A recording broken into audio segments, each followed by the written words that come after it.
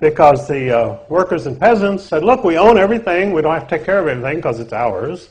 And there was a story about a peasant who burned down a huge forest. And so they said to this peasant, why did you burn down the forest? He said, because it's ours now. We can do whatever we want. So they burned it down. And of course, they stopped growing wheat. So Herbert Hoover, who later became known as an anti-communist because he saved communism, you have a lot of these paradoxes in this kind of work. I have to tell you, you have to have a very flexible reasoning capacity, because Herbert Hoover became world famous as an anti-communist because he saved communism. And if you could figure that out, tell me. I'd like to know. And in fact, he set up the Hoover Institute at Stanford, California, called the Hoover Institute of War, Peace, and Revolution. And today it's very active. In fact, the whole Reagan administration in 1980 was pulled out of the Hoover Institute at Stanford University. And these were called the neoconservatives. And Reagan had a neoconservative administration. And they were all out of Hoover Institute, and they were all old-line socialists. So the great Reagan Revolution, anti-communist revolution, Reagan is standing up there saying the Soviet Union is the evil empire, and his whole administration was socialists behind him. He didn't know that, of course. Reagan would have known a socialist if one came up and bit him on the leg, but he was a Hollywood actor, and a very good one. And of course, his presidency was the culmination of his entire acting career. He was the best speaker, the most charismatic president we've ever had and ever will have, as a matter of fact. And so he simply played his role to perfection, and he was very good at it. And meanwhile, these neoconservative socialists ran the whole country. Sorry, I have to cover your mic with your pad, please. Oh, don't cover it. Yeah. Oh, I'm sorry. That's okay. Yeah, all right. So the Reagan Revolution was really a neoconservative revolution in which the socialists ran the country to suit themselves, and they ran up an enormous deficit, which created more interest for the bankers. And of course, this all went back to Thanksgiving week of 1910, as I discovered at the Library of Congress. I went to the Library of Congress and started digging out some things back in 1948. And I found that there had been a secret meeting of the bankers at Jekyll Island in 1910, and these were the most important bankers in New York. They got on a train in Hoboken to go down to Brunswick, Georgia. And Brunswick is a very interesting name because Brunswick was the origin of the Hanover family, the Dukes of Hanover, who became the kings of England in 1700. And they became the kings of England by some faked genealogy, which they had an obliging scholar draw up for them. And so they went to England to become the kings of England. They didn't even speak English. The first three Georges of Hanover dynasty in England didn't speak English and didn't see why they should bother to learn it, because German was their language. And so here you had the leaders of Britain speaking only German. And finally, I think they did learn some English. And of course, today, Queen Elizabeth does speak English, but it took a while. Because these people have so much power, they do whatever they want. They say, I'm not going to bother to speak English in London. Let the English people learn German, you know. They want to talk to me. So that was the Hanover dynasty, which happened to be the Illuminati and Freemasonry originated in the Hanover province. And Brunswick, Georgia, was named after the Brunswick Hanover family. And so this is where these bankers, their train went to Brunswick, Georgia. Then they went across the inlet to the Jekyll Island, which they had bought a few years earlier and made a private enclave. And the residents of Jekyll Island at that time comprised 1/6 of the wealth of the entire world. So these people were not Johnny-come-latelys. They knew what they were doing. And so they had their private meeting, and they got rid of all the servants on Jekyll Island and for this private meeting. And they brought in new servants, and they agreed they would only call each other by their first names. Paul Warburg was Paul, and Nelson Aldrich was Nelson. And ever after they were known as the First Name Club because they only used first names. And all these people agreed they would never mention the fact that they had ever been on Jekyll Island. Because what they did there was to secretly write the Federal Reserve Act with our central bank plan. Now, they had been trying to get a central bank in the United States since 1787. And the first Bank of the United States, which was a central bank, was enacted over the opposition of Thomas Jefferson. And in my book, I quote Thomas Jefferson's opposition to it. He was just a farmer in Virginia, but he had an understanding of international banking, which is absolutely incredible. So he put down all the lists of why you should oppose the central bank. But Alexander Hamilton persuaded George Washington to approve the plans for the first Bank of the United States. So Washington approved it. But then when Jefferson became president and the first Bank of the United States charter came up for renewal, Jefferson, of course, this was his moment. He refused to renew it. Well, the Bank of England, which actually controlled this central bank, was very annoyed. So they declared war on the United States.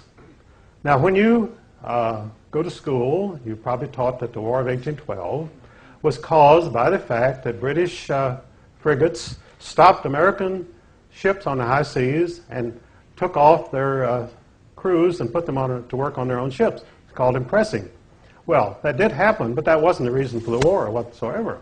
The war was simply a punitive act against the United States to try to defeat them and bring them back in as a British colony because of they refused to renew the charter of the first Bank of the United States. Well, and of course you had this war in which, of course, Canada was on the side of the British during the War of 1812, and they actually burned Washington, but we survived, and so then they set up a second central bank called the Second Bank of the United States, and along comes the hero of the War of 1812, General Andrew Jackson, and as president, he said, "By God, you are a gang of vipers, and I will root you out." He had righteous anger against these bankers, so he pulled the government deposits out of the Second Bank of the United States. Well, of course, it immediately collapsed in 1836. That was the end of the second central bank that we had in this country. So, in revenge, the Bank of England issued an order that no paper would be honored from the United States. All American securities, stocks, bonds were worthless as of that date. So we had our first financial collapse in the United States, the Panic of 1837. And it was caused simply as a punitive action because when you make the bankers mad, they don't sit around and brood, they do something about it. Like they murder Lincoln, they murder Kennedy, and so forth. And so they put the entire United States into financial collapse. Well, then the agents of the Rothschilds bought up these American securities for 1 cent on the dollar, and you created the first big fortunes in the United States. Our first millionaires were all created by the Panic of 1837, and they more or less became the agents of the Bank of England in the United States because their fortunes were entirely due to the outside influence. And of course, the American people had no idea what was going on. They just knew we suddenly had a new class of millionaires, and the fact that they were all foreign agents never dawned on anybody. And so it's gone that way ever since. I have been meaning to write a monetary history of the United States, showing that everything that happened in the States and everything that happens here in Canada is engineered by the bankers because their program comes first. The people come last. The people come last. The only thing the people have to worry about is how to pay the interest on these enormous debts which the bankers create out of nothing. That's your problem. You've got to come up with that interest. Before you buy food or anything else, you've got to pay that interest. Because you see, it's a moral obligation. You should pay your debts, you know. And they always come, it's amazing, the bankers are totally corrupt and totally without scruples, but they always bring in the fact that you have a moral obligation to pay your debts. And so people believe that. They say, oh yes, I don't want my credit impugned and I want to be a good citizen, so I'm going to see to it that we pay these debts, even if we don't have any food on the table. But they usually manage to give you a little food too. We get back to the subsistence wage. They don't want you to starve to death. They don't want you to get fat, but they, they certainly want you to survive from day to day, and that's what they do.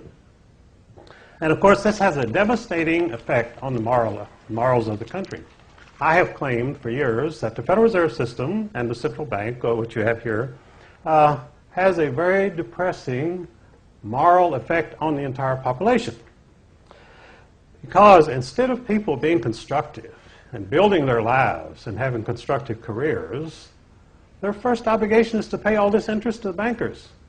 After that, you can start having some moral scruples, but until you pay that interest, you cannot do anything. And that comes first. So they've trained people to do this, that they must pay their debts, even though the people don't owe these debts, the people didn't incur these debts, and the people don't even owe the interest, because it's all created out of nothing. And that is Kabbalistic, because creating things out of nothing is God's purpose on earth. But it's not up to mere humans to create things out of nothing. So when they create money out of nothing, they're superseding the will of God. They're indulging in Kabbalah, which is black magic. And that's why you have cultism and you have drugs and all these things. It all stems from the Kabbalistic origin of money creation. And so that's what you have to deal with. You're dealing with black magic. And all of the banking system, believe it or not, is black magic. It's not based on what people earn or what they produce. It's based on the Kabbalistic idea of creating something from nothing through incantations, through rituals, through cults. And it's anti-God. It's anti-all religious principles. So the people are in this dilemma. They don't understand this. They don't understand that their monetary system is black magic. And so obviously they have no idea what to do about it. Now, in the States, they tell you to write to your congressman. But unfortunately, as I've told people for years, when you write to your congressman, be sure to enclose a $10,000 check. Because if you don't, your letter goes into the wastebasket.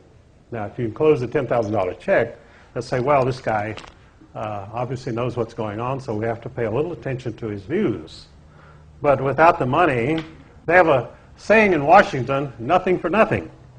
And what that means is, if you don't send something, you don't get anything. In other words, it's an investment. The whole democracy is based on individual investment. If you want to invest something in a congressman, then he'll do something for you. I found that out when I tried to get Ezra Pound released from St. Elizabeth's. Well, we went to a couple of senators and congressmen, and they said, oh, you've got a good case. They'll drop the charges against Ezra Pound. And the lowest price, now this was back about 1950. The lowest price we could get was $5,000 before anybody would do anything. Well, everybody that Ezra knew put together didn't have $5,000, you know. And I was living on $50 a month myself, and most of the people I knew were in the same category. So, of course, nothing was done about getting Ezra out at that time. And we didn't know at that time that in Washington, the name of everything is access. If you have access to a congressman or to some public official, then you can get something done. And generally, the only path of access is through money. So if you have no money, the congressman will be very sympathetic, and he say, well, what has been done to Ezra Pound is a terrible injustice, and we've got to do something about it. This will be taken care of, and that's the last you ever hear from them. They don't return your calls after that. And as I say, they're waiting for the money. And the idea that this is a money culture has been imposed on us by the bankers, because actually money should not be very important. In fact, when I worked for H.L. Hunt, the richest man in the world, he was totally bewildered by me, because obviously I had a lot of ability and so forth, and a very successful record, but